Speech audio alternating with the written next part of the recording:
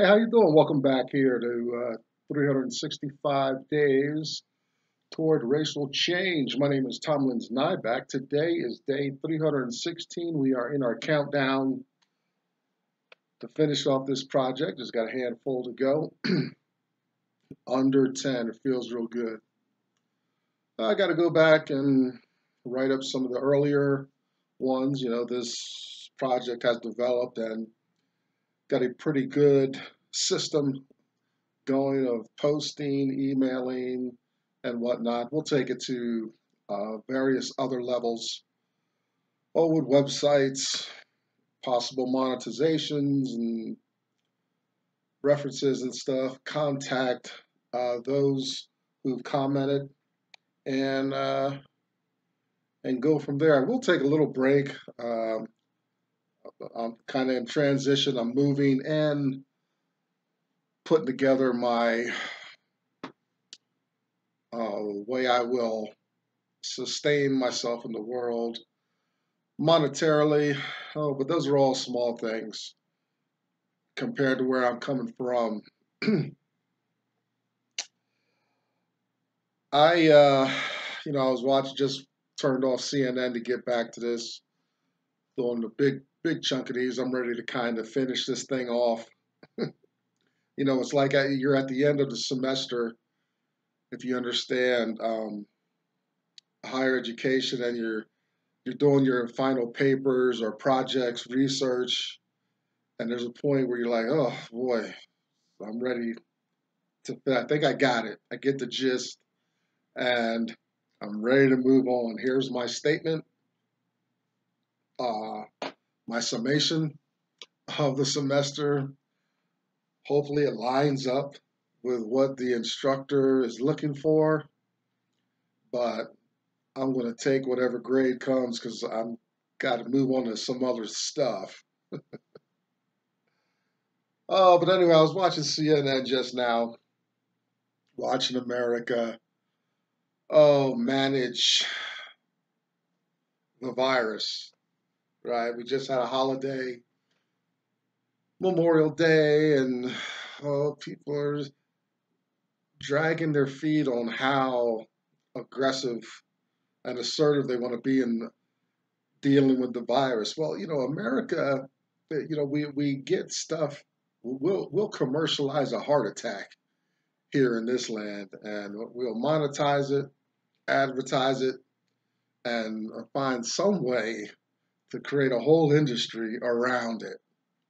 And you notice other countries just you ain't hearing about it, they ain't struggling with it.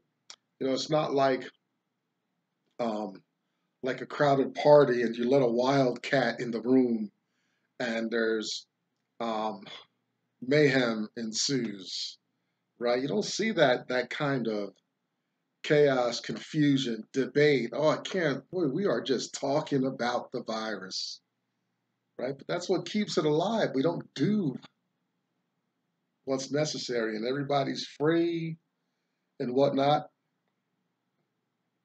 I'm of a mind to say, let's do the crowd immunity thing because in America, we're just not a nation set up for confinement.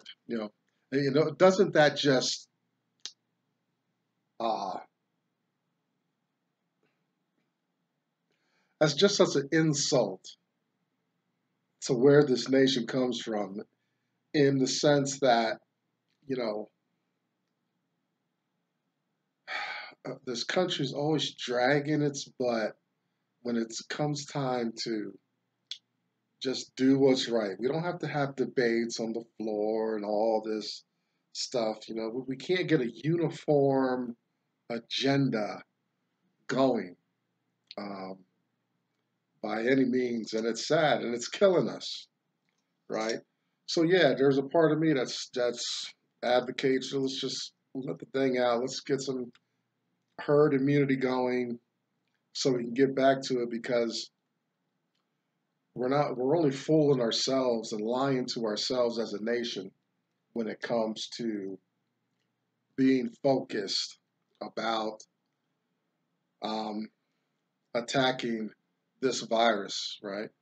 You know, I live close to one of these big mega chain stores. You got Target, Walmart, Costco, you know, these big supermarkets and whatnot. They never closed. They didn't miss a day. You know, they kept their revenue going, profits and everything. And the little people, mom and pop shops, oh, they had to close up and shut down, and that some of them we might not ever see again, right? But that's the nature of America, you know, at another level, right? You know, we're here talking about racism and whatnot, but you know,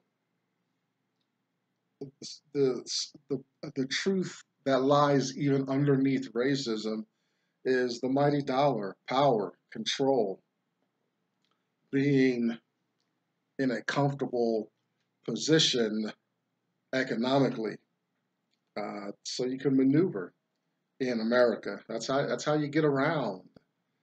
That's how you make space for yourself and dream and self-determine your life, right? Um, the powers that be pigeonholed black people to bear a lot of the brunt of what's going on.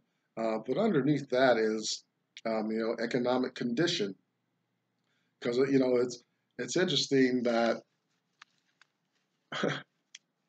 I mean you got racism, but still white folks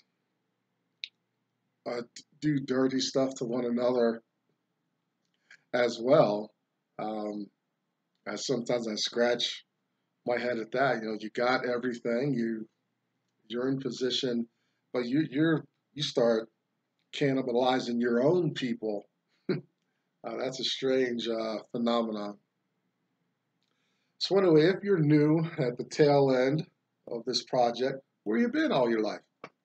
Now, welcome. We're here talking about racism um, in general, and we're looking at some nuts and bolts of it. You're looking at one person's journey. It took me about a year and a half, though, to scrape these videos together. I wanted to do it in a year, 2019, but I went back to school, and so naturally had to keep my priorities in order, and this got backed up about 6 months. But we're here now, and we are on point, and we're going to finish this thing. The finish line is in sight. Oh, how did I get here? What are we doing here? I might share it. I don't know. You look back on other videos, you'll hear bits and pieces of my story, and it'll come together if you digest a lot of the material. But we are informed to do this work by a man named Dr. Claud Anderson. Read 3 of his books, Black History Reader, 101 Questions You Never Thought to Ask. We are back in that text today in question number 6. Going to go back into some facts and history again, some very old topics that we've run over a couple times, but just as we're on our way out, a little review will not hurt. Black labor, white wealth, search for power and economic justice, and Dr. Anderson's national plan to empower Black America. Powernomics. You can find Dr. Anderson here on YouTube and powernomics.com. Behind me, you'll see the hashtag #US2 symbol. You'll find Black women supporting each other and sharing resources. Oh, check out Blag Enough, BLAGGENUF, kind of a Black Facebook experience. Go check out Dr. Boyce Watkins, a business-minded fella there at the Black Business School. theblackbusinessschool.com. Also, Tyrone Gregory, self-employed tax guy. He'll help you out. Just reach out to him. He's a good guy. You find him on LinkedIn and Twitter. Oh, if you've got something on your chest, maybe you want to teach something or just do a video, diary.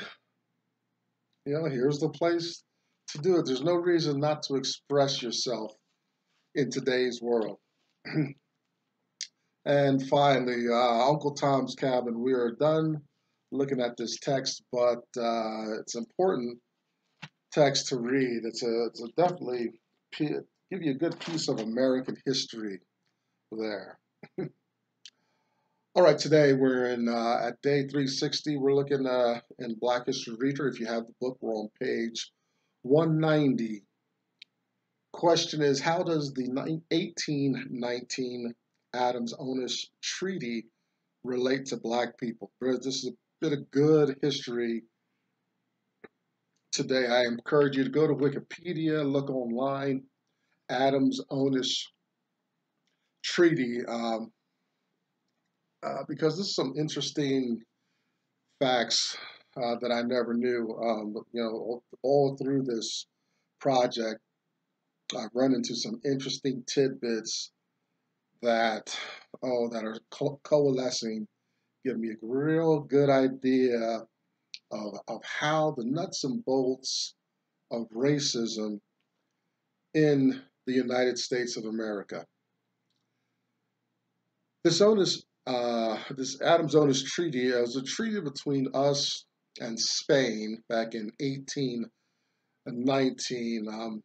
The major area that was under dispute was Florida. Florida used to be a Spanish-owned territory there, and Spain had left off. Spain has a loose history with slavery, but they left off the institution, and this area of Florida was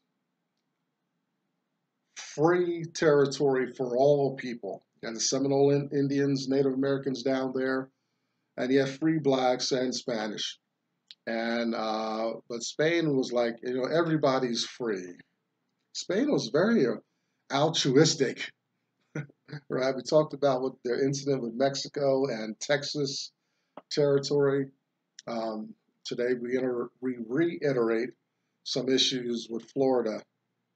Now that would have been good and fine, but America, especially at that time, it was just this big. You had a land rush, you had all this labor coming in, people you could just work to death, right, and just sustain them enough so that they can get a day's work out of them. And as you do a kind of an excursion southward, deep south, you start finding spaces where cotton growth is just going to flourish, and any type of land that sustained cotton growth, the economy around cotton would make the colonists and the United States folks salivate, because it was up there. It was like striking gold, so to speak. And Florida was actually one of those spaces. Now, what happened was with Florida, it wasn't so bad that Spain made everybody free, competitive, equal. They had a real community there. It was that the slaves were running away from their laborers out of South Carolina, Virginia, Kentucky, areas like that, coming down through Georgia and running into Florida. Well, of course, your slave masters don't like that, and so this territory was always under dispute. America was always sending raiding parties, reconnaissance, and whatever they could do to come down to Florida, retrieve runaway slaves, and bring them back up north. Now, the problem was, and this is especially true for General Andrew Jackson, was that these parties would come down into Florida and they scooped up any black person. They didn't care. Now by that time, black folks had been mixing, of course, probably with the Spanish and the Seminoles and stuff. So you know, if you had darker skin, then they just took you. There's no courts or um, uh, treaties to try to buffer or work on that. It's like the slaves up north believing that if they can just get to Canada, they'd be free. Well, slaves more southward, so if I can just get south into Mexico, into Florida at that time, they could be free because Spain was a free nation. America didn't like that, so in violation of the treaty, of previous treaties before this, they came in, scooped up any black folks they could find, and took them back up into slavery. Now, Spain, you gotta kind of fault Spain around that because they just didn't manage the territory, watch it. I get, Spain strikes me um, as we go through this history as a nation that had a sense of trust in the world, had a sense like of humanity, and that humanity was a universal attribute across all lands. Wars in Europe had died down, I guess, and because of the activity going on with this new land and labor and things like that going on. But for whatever reason, Spain just did not manage and handle its responsibilities to the territories it said it handled. So you got Florida later, 40, 35, 40 years, 35 um, or so, 30, 35 years later, Texas is going to, be under, come under this same issue again. So Spain they just did not handle their responsibilities of their claims. They seemed to have handled South America much better. So 1819, here comes a treaty rollout. Goes for about 5 cents an acre, roughly $15 million to handle that. Now, Spain did try to did try to look out for black people on its way out of just throwing its hands up, getting out of the way of Florida, because in the treaty they reiterated this idea of freedom for all of the people in that Florida territory, which is good. It's good on paper, right? It's the same with our Constitution. We got all kinds of stuff written down about the equality of people, pursuit of happiness, and all this stuff. It looked good, right? Spain had, this Adams-Onis Treaty had the same approach. And everybody was like, yeah, yeah, okay, okay, but it's all lip service.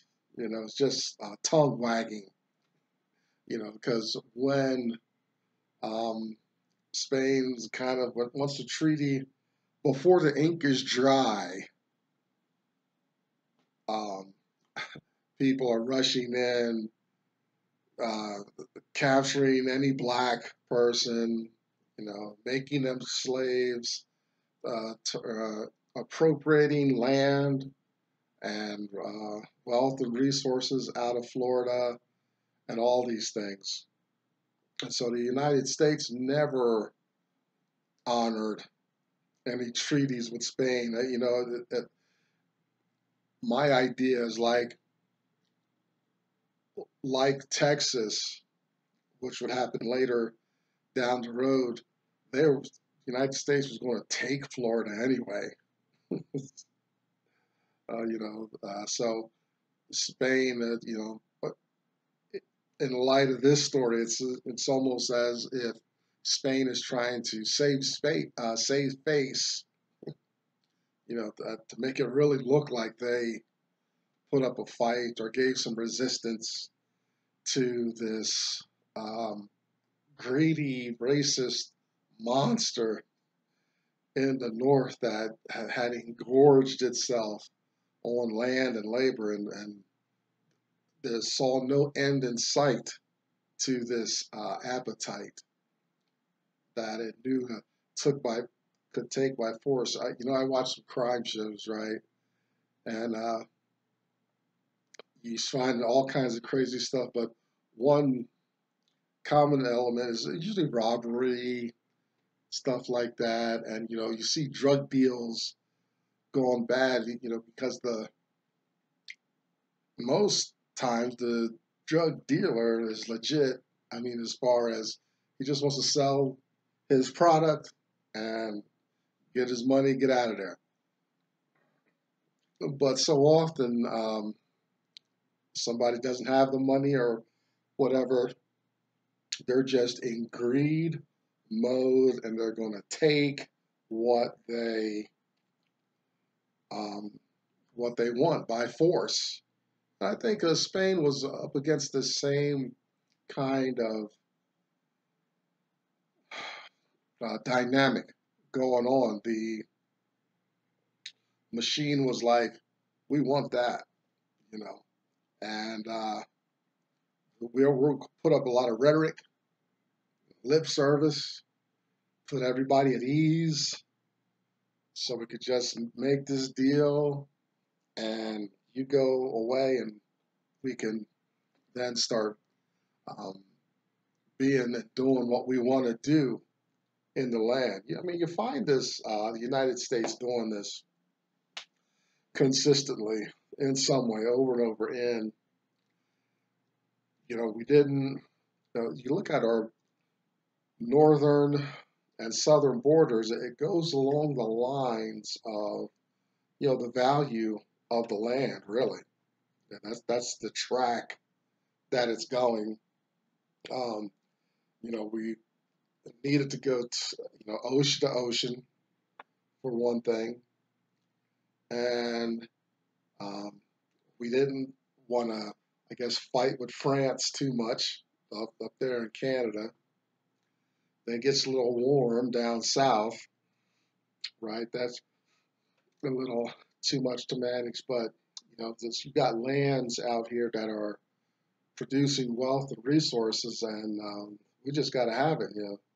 Later on, we Florida goes down essentially pretty peaceful, but um, Texas later on there's going to be war.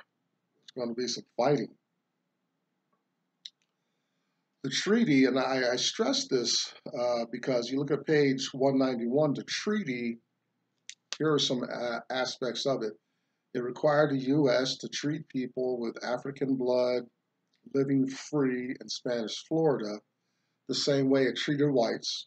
Language of Article 6 of the Adams-Onis Treaty specifically bound the U.S. to these conditions, saying, look, the inhabitants of the territories which His Catholic Majesty cedes to the U.S. shall be admitted to the enjoyment of all privileges, rights, and immunities of the citizens of the U.S. They all were in. But now you reflect on this, I forgot to put this on my note. I didn't see the correlation of dates. It had already been decreed that black people were not citizens, right? You know, even that that little caveat in the Constitution would come up to haunt black people here, because black people were by definition in the Constitution not human beings, not full human beings. They were 3/5 of a human being. So you had to have 5 black people to get 3 um, whole citizens, right? You had this extra resources just to piece one individual together. So that's a little caveat that could have been a loophole to help the U.S. justify really going back on the treaty. I mean, the 3/5 argument and all that stuff, it's wrong. It supported the mindset to um, engage in this criminal behavior, essentially. Um, and you gotta keep that in mind. You know, the power is going to do all it can to make sure it stays in that position, that it's not challenged, that there's no competition. It's going to beat any potential threat back down into the Stone Age. Then it's going to feel uh, comfortable, peaceful, ready to interact and push out its chest. But that's after it's going to beat down all comers, all competition that may challenge um, white control in an area. So you can imagine the United States did not honor any of that lip service in Article 6 of the Adams-Onis Treaty.